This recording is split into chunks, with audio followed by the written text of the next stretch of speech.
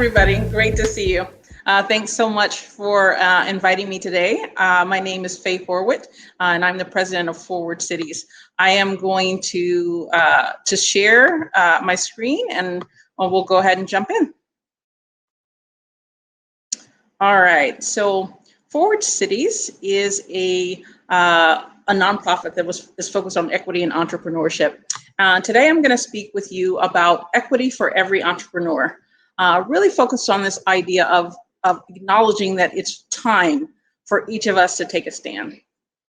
So our organization works around the country, equipping communities and regions to grow and sustain more equitable entrepreneurial ecosystems. We're committed to ensuring that all individuals, regardless of background, can reach their full entrepreneurial potential, and the communities in which they live and that they can thrive. We're working in 9 communities across the country in various regions, where we engage a full-time ecosystem builder to provide capacity building support for local stakeholders focused on community engagement, research and evaluation, diversity, equity, inclusion, and storytelling. So today I want to talk to you about something very simple, and you saw it in the title. Simple but yet complex, time. And to get us all on the same page, before we start, I'd like you all to do one thing more. On your computer or your phone, whatever device you have handy, I want you to Google the word time. I'll give you just a few seconds to do that. So what comes up? Most likely, the very first thing at the top of the page is not a link to a definition of the word time. The first thing you see is the current date and time in your current location. And it may even get a detail as to tell you what neighborhood you're in.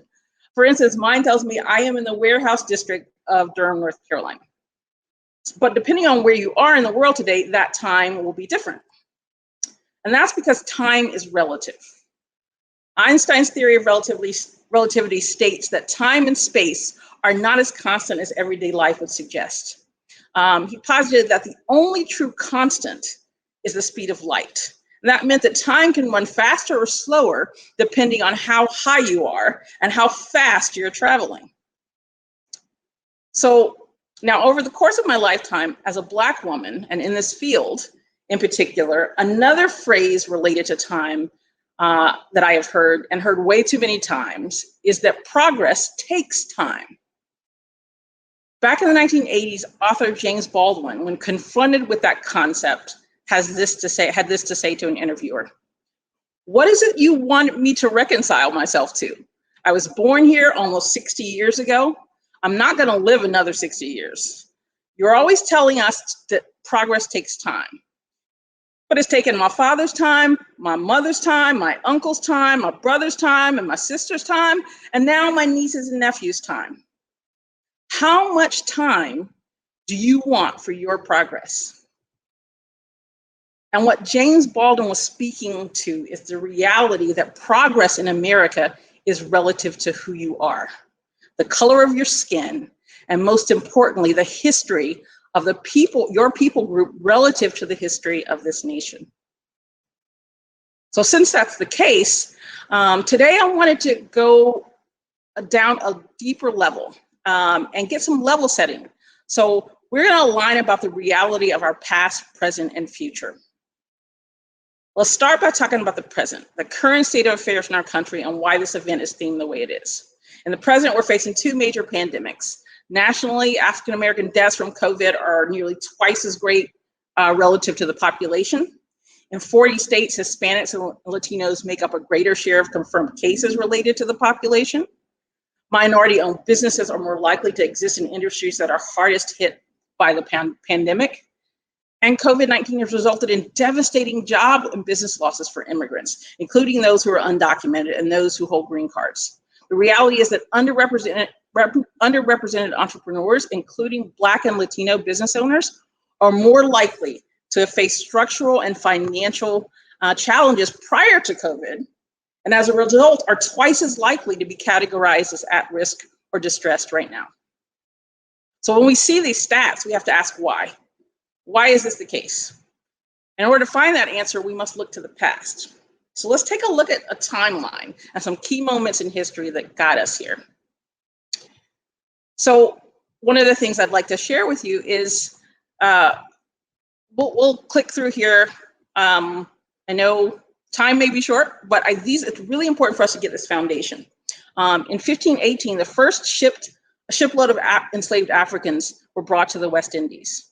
1520, enslaved Africans were used as laborers in Puerto Rico, Cuba, and Mexico. And the first enslaved Africans were brought to Jamestown, Virginia, beginning the North American slave trade. In 1653, enslaved Africans and Native Americans built the wall in Manhattan across the island to protect the Dutch colony. That's known as Wall Street, which is the center of our financial well-being in this country. It was built by Africans and Native Americans, built by slaves. In 1662, Virginia enacts a law that makes the free or enslaved status of children dependent on the status of the mother, creating yet another consistent flow of free labor. In 1663, in South Carolina, every new white settler is granted 20 acres for every Black male slave. So this continues, this idea of people making money off the labor of others. 1721, South Carolina limits the vote to free white Christian men, a precedent that will be followed by other states, ensuring that we could not have a voice in making any change. In 1775, 5,000 free Black and slaves served during the Revolutionary War, helping to defend this country and its own freedom, even though we didn't have ours. In 1776, deemed controversial, a passage in the Declaration of Independence condemned the slave trade, but it was removed due to pressure from the South. In 1802, the Ohio Constitution outlaws slavery and prohibits free Blacks from voting. So basically saying you're free, but you don't have a say in your future. In 1803, Ohio legislature passes the Ohio Black Codes, and in doing so becomes the first non-slaveholding state to place restrictions exclusively on African-American residents. 1808, US government enacts the slave importation ban, but it takes half a year before Blacks are actually stopped being imported in the United States. In 1810, African Insurance Company of Philadelphia becomes the first Black-owned insurance company in the United States. The first instance of Blacks deciding they wanted to help their fellow man to achieve through supporting their businesses and ensuring their well-being and their property. In 1831, North Carolina enacts a statute that bans teaching slaves to read and write. So we could not understand or have the means to be able to make a change for ourselves. In 1834, it was the opening of the first bookstore. So again, in spite of all of this, we keep moving forward, keep starting businesses, keep persisting. In 1865, came the abolishment of slavery. It took a half a year before slaves were even notified that they were free. In 1866, Civil Rights Bill enacted declaring all persons born in the United States, with the exceptions of Americans, as citizens of the United States. In 1888, Savings Bank was begun in Richmond that opened the doors to Blacks to begin doing their own banking. In 1890, the Mississippi Plan allows for the use of literacy and understanding tests to prevent African Americans from voting. Yet another barrier put in front of progress. In 1896, Plessy Ferguson Supreme Court rules that the Jim Crow laws and practices do not conflict with the 13th and 14th Amendments, arguing that it's okay to have separate but equal. And we know that it was not equal. In 1900, the National Negro Business League is founded in Boston by Booker T. Washington to promote business enterprise for Blacks. We keep pushing forward in spite of what we are faced with. In 1906, the Greenwood District is founded in Tulsa. That became known as Black Wall Street. That was burned to the ground. In 1910, a city council of Baltimore approves an ordinance segregating Blacks and white neighborhoods, separating them and setting a precedent for redlining for the future of the country. Skip forward here, just a lot of continual, one step forward, two steps back. This is how this progress gets slowed over time. So what does the past, what does it show us? It shows us that history doesn't repeat itself. Actually, systems do. And it also shows us that entrepreneurs of color persist, support one another, and are resilient in the face of systemic barriers. So when we talk about the past, present, and future, it's important for us to also think about, you know, this deeper sense of what does that mean for an individual? And in order to get into that, I'd like to tackle and share a little bit about my own personal story, my own past, present, and future related to an entrepreneurial journey. And so we'll start with the present. As is the reality with every entrepreneur, I saw a problem that I wanted to solve, and I set out to start a business around that. I saw that women founders needed affordable marketing from a company that understood them and their product or service. I was really excited to sign up for this weekend boot camp style event, right? We all know them. I got there and very quickly realized that I was one of only a few Black entrepreneurs there, the only Black woman, and the only single mom.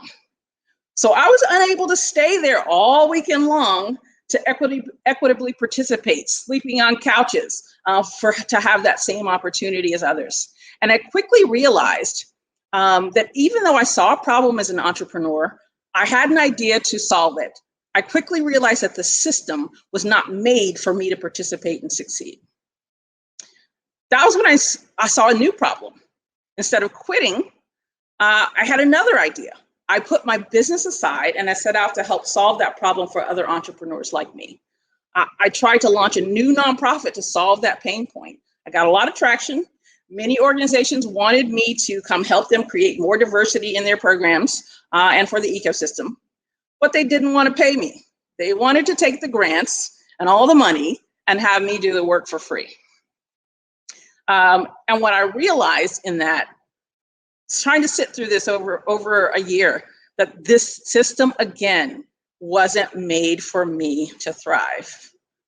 And that's when I realized that I had to lift up yet again, one more level to a level of an ecosystem builder, because I realized that it would take more than me to make the change that I was seeking. Instead of doing the work alone, I had to engage others and become a systems thinker. And when I did that, I suddenly saw things from an entirely new perspective. The paradigm shift that went from I to we. We see the problem. We co-create ideas, and we build a new system that is more equitable for all. And in order to get there, if we think about this, how do we do this? We need to first look back at the past and ask what we can learn from it, be willing to sit in the uncomfortableness of the present and ask what we can do differently, and look to the future and ask ourselves collectively, how can we intentionally create better systems for all entrepreneurs? And so Forward Cities created a system and a training to help do just that. The framework is called ABIDE. It stands for Access, Belonging, Inclusion, Diversity, and Equity. What we realize is that everybody talks about diversity and inclusion. This catchphrases, even today, more so today, because it's popular, it's hip right now. So, but we see these things and go a little bit deeper. Diversity is intentional efforts to reach and serve entrepreneurs from all people groups, regardless of who they are. And inclusion means intentional behaviors that recognize and include and integrate diverse people groups, regardless of who they are. And then when you look at equity, it's really important to think about what equity really is. Yes, it is the ultimate goal, but it's the ultimate goal for allies, right?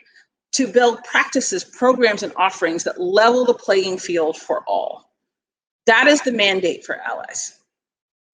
Then we add something that often gets missed, which is access. And that is equitable opportunities for every entrepreneur to find, reach, utilize, and understand resources, learn skills, and acquire the human and financial capital they need to succeed.